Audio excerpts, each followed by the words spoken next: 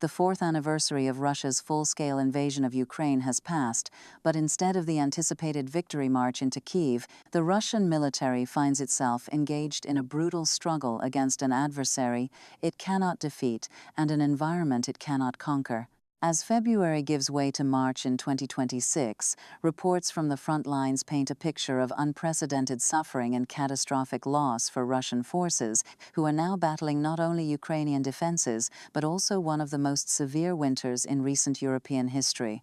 With wind chill factors driving temperatures to -55 degrees Celsius in some sectors of the front, the Russian army is discovering that nature itself has become an enemy more merciless than any human opponent. The combination of operational failures, inadequate preparation, and a logistical system stretched beyond its breaking point has created a humanitarian and military disaster of staggering proportions, leaving an estimated 710,000 Russian personnel exposed to the elements in conditions that modern warfare was never designed to accommodate. The scale of this disaster becomes clear when examining the casualty figures that have emerged from the conflict since its inception. According to the latest data from the Ukrainian General Staff, total Russian military personnel losses have now surpassed 1,247,000, with nearly 1,000 additional casualties reported in a single 24-hour period at the beginning of March. These numbers represent not merely statistics but the systematic destruction of a generation of Russian men, drawn disproportionately from the country's poorest regions and rural communities. The BBC, in collaboration with the independent Russian media outlet Mediazona, has managed to verify by name more than 152,000 Russian servicemen who have died, with 67% of those fatalities coming from settlements with populations under 100,000 residents. This demographic reality means that the burden of the war is being borne by communities that can least afford to lose their working-age men, creating a tapestry of grief and economic devastation that stretches across 11 time zones. President Volodymyr Zelensky, in a rare update on casualty figures provided in early February, placed Russian deaths at nearly 350,000, with an additional 50 to 70,000 soldiers listed as missing and 600 to 700,000 wounded. These figures, when combined, approach the upper bounds of the 710,000 figure that now represents the total number of Russian personnel rendered combat ineffective through death, wounding, capture, or desertion. The wounded figure is particularly significant, as it represents soldiers who will require months or years of medical care, many of whom will never return to duty, creating a permanent drain on Russia's already strained military manpower pool. The ratio of wounded to killed, approximately 2-to-1, reflects the intensity of modern artillery warfare, where shrapnel and blast injuries from the thousands of shells exchanged daily along the front lines produce casualties at a rate unseen in European conflict since the trench warfare of the First World War. The winter of 2025 and 2026 has proven to be the most lethal period of the entire war for Russian forces, as the Kremlin has pushed its troops forward in a series of offensives designed to capture territory before the spring thaw turns the Ukrainian steppe into an impassable morass of mud. These operations, launched without adequate preparation for winter warfare, have exposed fundamental failures in Russian military planning and logistics. Soldiers sent to the front lines have been discovered in positions lacking even basic cold weather equipment, with trenches that offer no protection against the penetrating winds that sweep across the flat agricultural land of eastern and southern Ukraine. Frostbite cases have overwhelmed field hospitals, with some units reporting that cold weather injuries now exceed combat casualties. The Russian military's reliance on conscripts and poorly trained volunteers, many of whom were recruited with promises of high pay and minimal risk, has created a force utterly unprepared for the conditions they now face. The human cost of this strategic miscalculation extends far beyond the battlefield.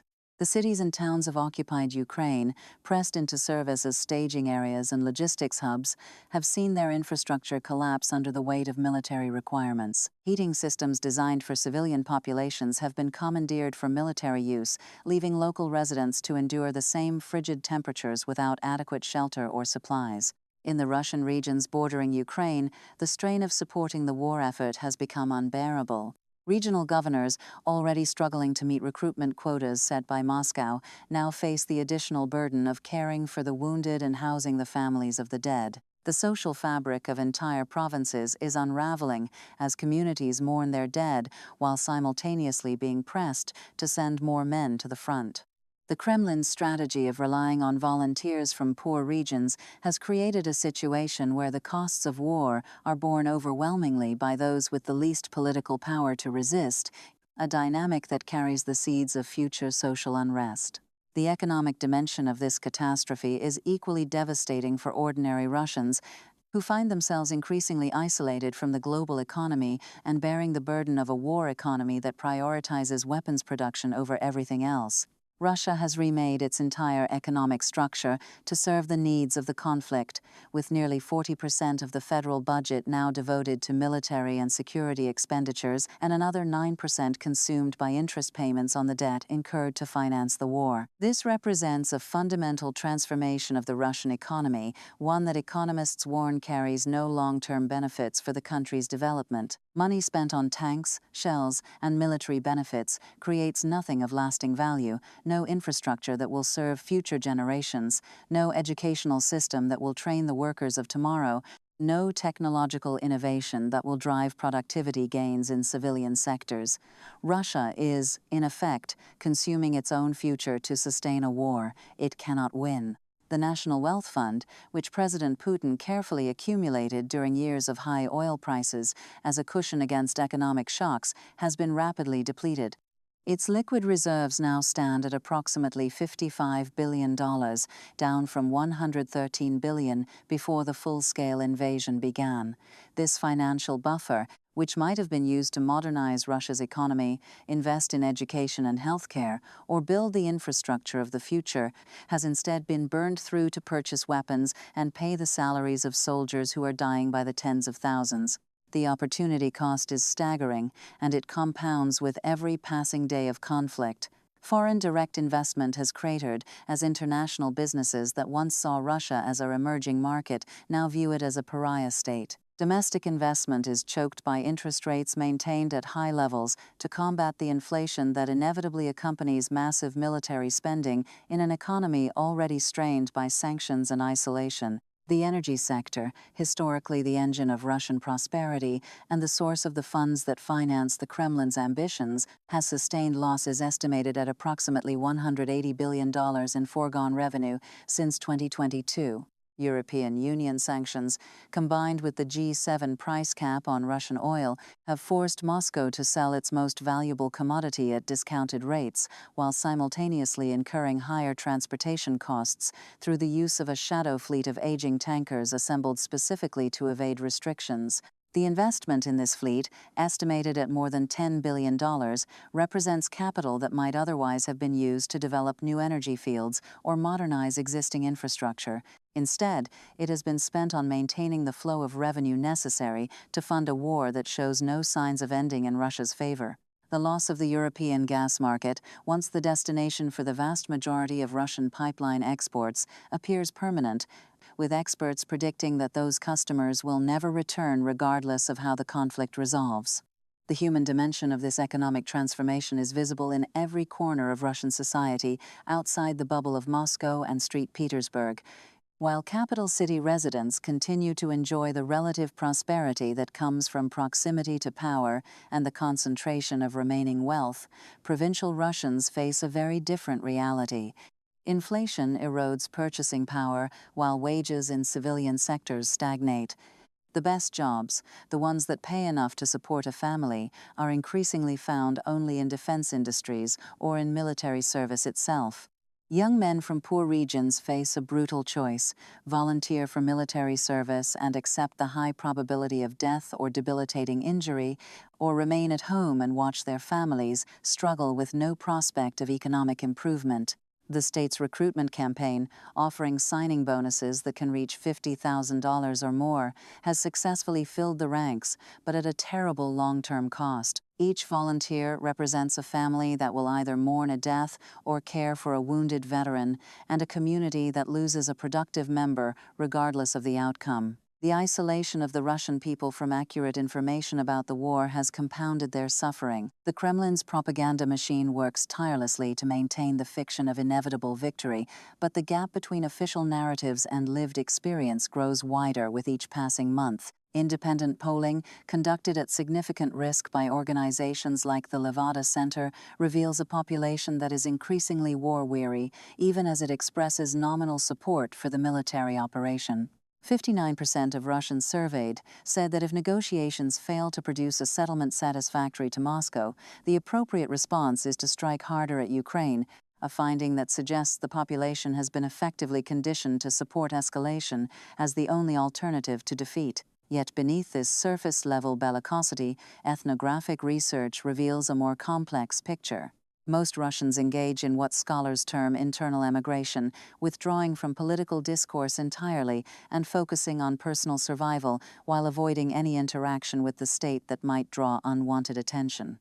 The recruitment system itself provides evidence of the limits of popular support for the war.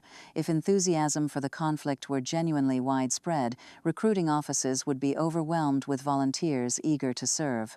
Instead, the Kremlin has been forced to rely on a combination of financial incentives, aggressive advertising, prison recruitment, and administrative pressure to meet its manpower needs. Hundreds of thousands of Russian men have fled the country, hidden from authorities, or exploited legal exemptions to avoid conscription.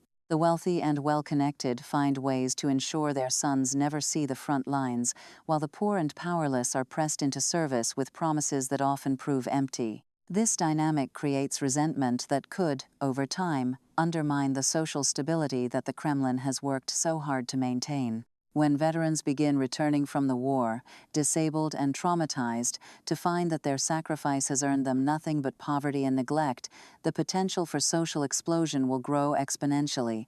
The diplomatic front has offered no relief for ordinary Russians hoping for an end to the conflict. 3 rounds of United States brokered peace talks, most recently in Geneva in mid-February, have failed to produce a breakthrough. The negotiations, mediated by Special Envoys Steve Witkoff and Jared Kushner, brought Russian and Ukrainian delegations together for hours of discussions that ultimately yielded no progress toward ending the fighting. Ukrainian President Zelensky accused Russia of deliberately dragging out the process, using negotiations as a cover for continued military operations while avoiding any genuine commitment to compromise. The core issues dividing the parties remain intractable. Russia demands that Ukraine cede approximately 20% of its territory, including areas of the eastern Donetsk region that Russian forces have been unable to conquer even after 4 years of fighting. Ukraine insists on strong security guarantees, preferably backed by the United States, to prevent future Russian aggression. Neither side shows willingness to compromise on these fundamental points. The failure of diplomacy has direct consequences for Russian civilians who see no end to the economic hardship and social disruption caused by the war. The continuation of conflict means continued mobilization of resources, continued loss of young men, and continued isolation from the global economy. For Ukrainians, the stakes are existential. Survival as an independent nation hangs in the balance. For Russians, the stakes are less immediately visible but no less real. The country is burning through its financial reserves, destroying its demographic future, and alienating a generation of young people who see no future for themselves at home. The brain drain that began after the invasion, with hundreds of thousands of educated, skilled Russians fleeing abroad, continues at a slower pace, but with equally damaging long-term effects. Those who leave are precisely the people Russia needs to build a post-war future: entrepreneurs, engineers, scientists, and creative professionals who might otherwise contribute to economic diversification and innovation. The international context has shifted in ways that compound Russia's problems. The United States and its allies have demonstrated continued commitment to Ukraine's defense, with the most recent Ramstein format meeting producing a $38 billion support package for 2026. This funding includes more than $2.5 billion for Ukrainian drones, $2 billion for air defense systems, and substantial contributions to the Partnership for Ukraine Resilience and Logistics initiative that supports procurement of American-manufactured weapons. European nations have stepped forward with their own substantial commitments, the United Kingdom pledging £3 billion in military support for the year, Germany allocating at least €11.5 billion, and Norway contributing $7 billion. This sustained flow of weaponry and funding ensures that Ukraine will continue to resist Russian advances and, more importantly, will continue to inflict losses on Russian forces at a rate that Moscow cannot sustain indefinitely. The global perception of Russia has shifted dramatically over the 4 years of full-scale war. Once seen as an indispensable energy supplier and a necessary partner in addressing global challenges, Russia is now viewed by much of the world as a revisionist power whose actions threaten the international order. Its influence has eroded across multiple regions, from Central Asia and the Caucasus to the Middle East and Latin America. Countries that once balanced between Russia and the West now see little reason to maintain ties with a declining power, whose primary exports are weapons and instability. Even China, Russia's most important partner, maintains careful limits on its support, providing economic oxygen through energy purchases while refusing to cross the red line of lethal military aid. Beijing positions itself to be the ultimate arbiter of any post-war settlement, ready to extract maximum advantage from Moscow's weakness when the time comes. The cost of rebuilding Russia's military after the war, assuming it ever ends, will be staggering. The Center for Strategic and International Studies has estimated the replacement value of equipment destroyed during the first 4 years of the conflict at between $80 billion and $120 billion. This includes more than 3,000 main battle tanks, 6,000 armored combat vehicles, and approximately 400 aircraft and helicopters. But these figures represent only the cost of replacing what has been destroyed, not the expense of modernizing a force that has been revealed as fundamentally inadequate for 21st century warfare.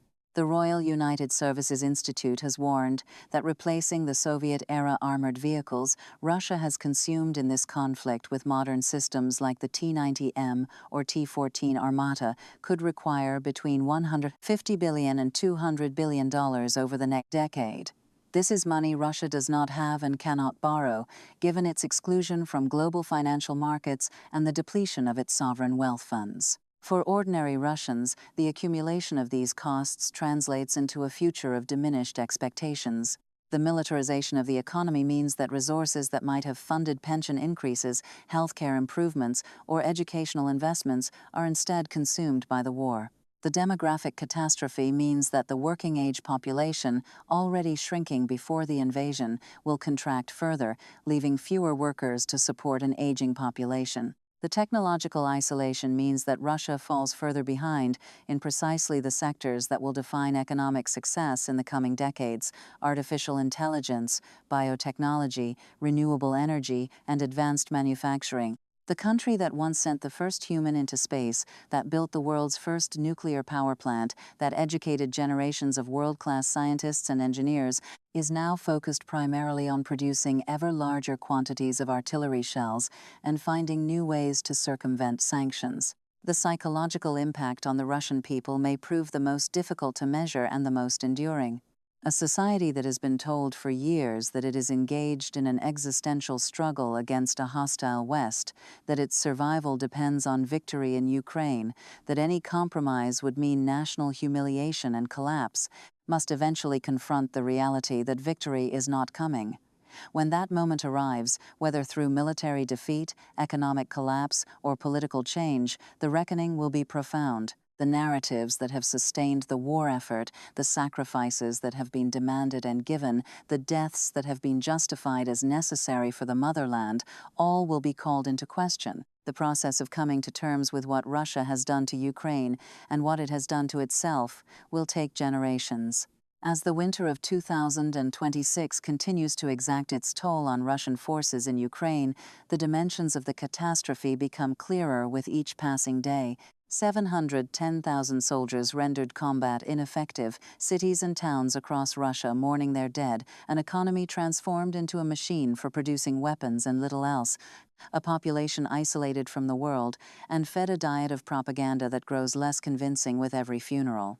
The soldiers freezing in trenches along the front lines are not abstractions, they are sons and brothers, fathers and husbands, drawn from communities that will feel their loss for decades. The money being spent on the war is not an abstraction either.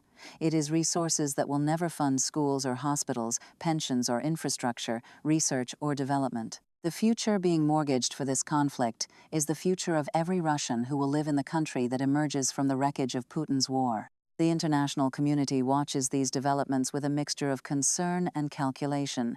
The weakening of Russia, whatever its immediate causes, reshapes the global balance of power. A Russia consumed by internal crisis cannot project power abroad, cannot challenge Western interests in multiple theaters, cannot serve as a pole of attraction for those seeking to balance against American dominance. But a Russia in chaos also presents dangers: the potential for nuclear escalation by a desperate leadership, the risk of uncontrolled proliferation of weapons and materials, the possibility of massive refugee flows, the creation of a failed state on the territory of a permanent member of the United Nations Security Council. Managing these risks while maintaining support for Ukraine and preparing for the post-war order will test the diplomatic skills of the world's leading powers as nothing has since the end of the Cold War. The Russian people, isolated and suffering, have limited information about the true state of their country and limited ability to affect its direction. The apparatus of repression that has been built over 2 decades of Putin's rule ensures that dissent remains dangerous and organized opposition impossible. Yet beneath the surface of apparent calm, the currents of discontent run deep. The young people who see no future for themselves in Russia, the veterans who return to find their sacrifice unappreciated, the families of the dead who mourn their losses in private, the regional officials who struggle to meet impossible quotas with inadequate resources, all represent potential points of fracture in a system that depends on passive acceptance. Whether these fractures will widen into a general crisis of the regime, or whether the Kremlin can continue to manage discontent through a combination of repression and distraction, remains the most important, unanswered question in global politics today.